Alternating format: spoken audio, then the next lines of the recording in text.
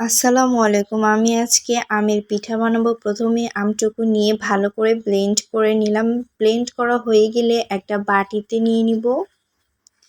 বাটিতে নেওয়া হয়ে গেলে তারপর চালের গুঁড়ি দিয়ে দিব।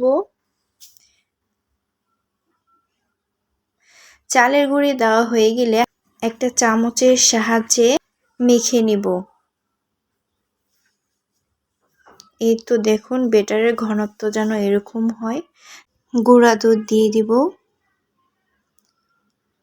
গুঁড়া দুধ দেওয়া হয়ে গেলে তারপর স্বাদ অনুযায়ী চিনি দিয়ে দিব। আপনারা যে যেরকম মিষ্টি খেতে পছন্দ করেন ওরকম দিবেন। দিয়ে আবার ভালো করে মেখে নেব।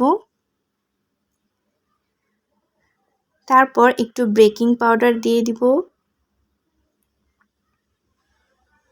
বেকিং পাউডার দিয়ে আবার ভালো করে মেখে নিয়ে অপর পাশে একটা কড়াই বসিয়ে দিয়ে কড়াইটুকু গরম হয়ে গেলে তেল দিয়ে দিব।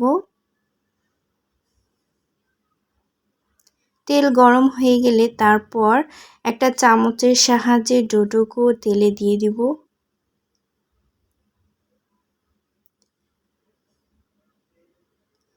এই দেখুন কত সুন্দর ফুলকো হয়েছে,